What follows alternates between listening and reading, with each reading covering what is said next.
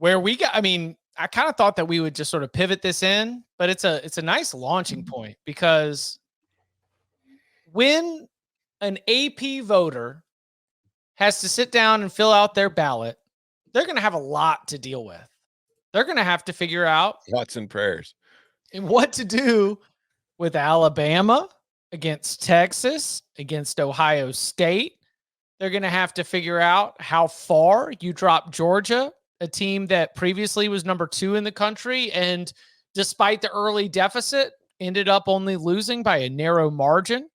They're going to have to figure out what in the world you do with the Ole Miss Rebels, a team that was at number 6 in the AP Top 25 poll before they welcomed Kentucky to the Grove. Now they're 4-1 after the loss to Kentucky, and their best win is against a Wake Forest team that lost to Louisiana. Look, they're still a good team.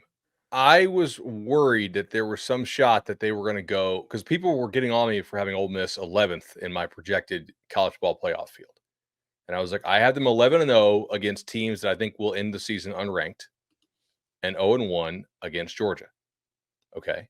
So to me, like, that's kind of deserving of it would be like 0-2 against Georgia. You probably face them again as per our projection last week in the SEC title game. Well, now you're probably at least 0-1 against a team that'll finish the season unranked, unless you think Kentucky's going to, not lose a couple more, which maybe they won't, but they still have Gavin Wimsatt figuring prominently in their offense. So guess what? They probably will. I mean, Ole Miss, man, they just don't look super physical up front compared to some of these other teams, especially on the offensive line. They have had some injuries there.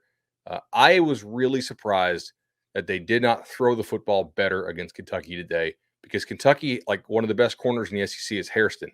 He was out, and Kentucky does not have good corner depth. So when he was out, I was like, okay, Harris should eat, Juice should eat, and they just didn't. Like, Harris kind of did his thing, but nobody else really torched them. And Kentucky was able to kind of keep everything underneath for the most part, let their defensive line eat. And I mean, that's a concerning result if you're Ole Miss, because there will be teams that can score 30 and 40 on this Ole Miss team. Like, Kentucky's offense is hot garbage. The fact that you can get shut down that much by Kentucky's defense is a red flag. I think this was an important weekend because it reminded us that every year in college football, there's only going to be 2 or 3 really, really good teams. And we kind of conflate some teams that we expect to be top 10 teams, top 15 teams, to being one of those teams simply because they get off to good starts against easier schedules. Like Ole Miss, we talked about last year, there were flaws on the team. We talked about how they addressed some of those flaws in the transfer portal. But the primary reason people were so high on this team was the schedule. Mm-hmm. It wasn't, this team's it's incredible, nobody's going to beat these guys. It's like, they don't have to play anybody. And a lot of really good players, but maybe not a lot of great players. Yeah, like they're not to that elite level of roster. So I think that, losses like this are kind of good reminders of that. And I think that it is a concern going forward, because you looked at their schedule and you didn't really see a whole lot of pitfalls on it. And to lose to the Kentucky team, which we should give Kentucky some credit, because this is the same Kentucky team that made life absolute hell for Georgia a couple of weeks ago. So there might just be something to it. Now, maybe South Carolina's a juggernaut, and we'll just have to wait a couple more weeks to find that out for ourselves. But yeah, Ole Miss is a flawed team. The offensive line, you mentioned it, Bud. They're missing guys up front. Lane Kiffin said in his interview on game day, when Saban was just trying to mess with him, talking about how, he looks so much more relaxed now they didn't have Nick screaming in his ear all the time. Like, Lane just kind of completely ignored that and made the point to say, he's like, yeah, this is the most talented team we've played. They've got a really good defensive line, particularly number 0. He says it's probably the best defensive line he faced. And it was kind of one of those things. It's like, I hear him say that, like, that's the first thing on his mind when asked about this game. It's like, he's worried about his offensive line today. And it showed in the way that they played. Like, the offense just did not look sharp. Kentucky had 7 tackles for loss and 4 sacks, and Jackson Dart didn't really have a clean pocket very often. He was looking kind of pressured back there. Like, it was not a clean game. Trey Harris was great because Trey Harris is very good, but they didn't have any other like counter move. It was just get it to Trey Harris and hope he can do something. And when Trey Harris wasn't there, wasn't a whole lot of options. So they are a flawed team. I still think they're very much in contention in the conference. Like, I don't think they're going to win the conference, but I didn't think that was ever really the case to begin with. But as far as being one of the better teams in the league, I still think they're in that top 6. Yeah, Ooh. I thought it would be clunky. But I 'Cause thought Ole Miss Kentucky's going to make it clunky. right, Mhm. and Yeah. because the Kentucky had who they had out in the secondary, I thought, okay, like Kentucky will get stops for sure because they do have a really good D line, and Ole Miss has been a little leaky up front with the offensive line. But in my mind, it's like, how much is Kentucky really going to score? You know, like what, 14, 17, 20, 24, like somewhere in that range, maybe 10 to the low side. Uh, almost any of those numbers would normally result in an Ole Miss win. And Ole Miss played pretty damn good defense today overall, I thought. Like they got numerous stops, got off the field, made Kentucky earn it for the most part. I mean, heck, the go-ahead score was a fumble into the end zone that, like, was it a guard or a tight end or whoever caught it? But it wasn't exactly pretty. Just the lack of chunk plays for Ole Miss as trade-offs for some of the tackles for loss they were giving up, I think was kind of fatal because they were not going to go on long sustained drives, most likely against Kentucky. And Kentucky, like, I just thought they had better energy. Honestly, like they looked like they were playing. They I'm wanted not to saying win Ole the Miss wasn't playing hard, but Kentucky had a different level they were able to get into. It seemed.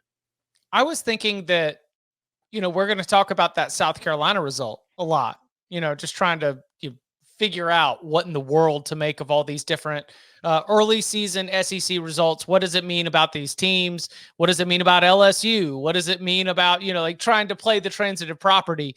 I do not think that Kentucky is the same. I don't think the same Kentucky team that was able to be a real thorn in the ass of Georgia and go and beat Ole Miss in Oxford.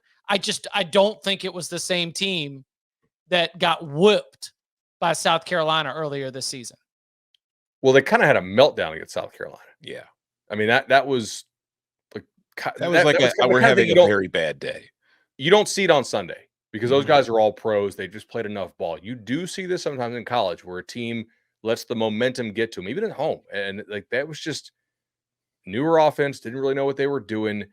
I do think they were trying to have Vandergriff throw the ball a lot more than he should be throwing the ball. Like now it's pretty clear. Like if you're playing Gavin Wimsatt significant snaps in a game, you don't have a guy that can chuck it around real well. And I think Kentucky has kind of learned and evolved a little bit on how they can play it and how they can't. Yeah, I think the factors with Kentucky are a game script because, like, if they Yeah, fall behind, Yeah. it's going to be a blowout because it's so hard for them to work their way back. But also, like, following that up with that Georgia game kind of gave them the sense that, hey, look, we could have won that game. We can hang with these teams. So, like, they come into this game against Ole Miss and they're telling themselves, if we can hang with Georgia, we can beat these guys. Yeah.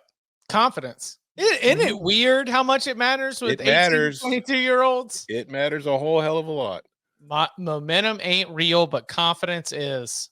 Put it on Tom's tombstone. Love it. Well, they're the same thing. So, I mean, do you drop them out of the top 10 to lose at home as a 17.5 point favorite? Yes. Yeah, I think so too. They must be punished. Out of the top 15? Right at it. Maybe. Yeah. Yeah. They should be behind USC. Correct.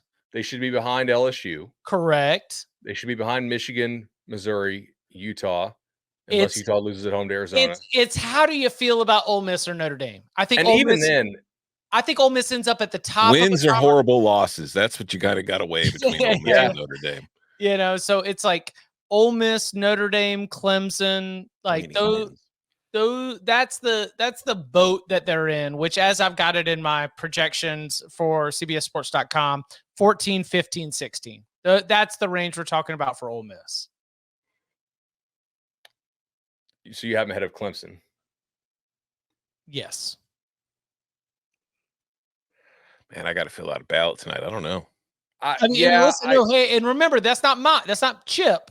That's me projecting what these voters who had them up at 6 are going to do versus. You got them ahead of Indiana? Indiana's got a better win. Killing Maryland is way better than anything Ole Miss has. I believe Indiana will be in the top 25. I believe UNLV will be in the top 25. I believe that if Boise State loses to John Mateer, Washington State will take their spot in the top 25. John Mateer scrambles for a first down as you say it. The one that we called out that should just not be in the top 25 at all is definitely dropping out of the top 25.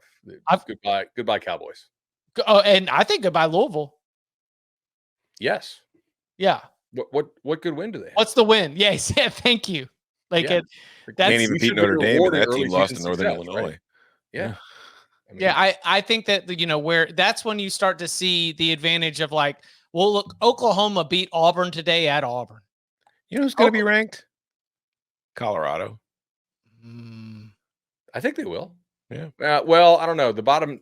It's A&M won. Kansas State won. BYU won. Big Oklahoma win on won. the road. Colorado 4-1. They're going to be ranked. Does Illinois drop out in favor of Colorado? Illinois always drops out when they lose.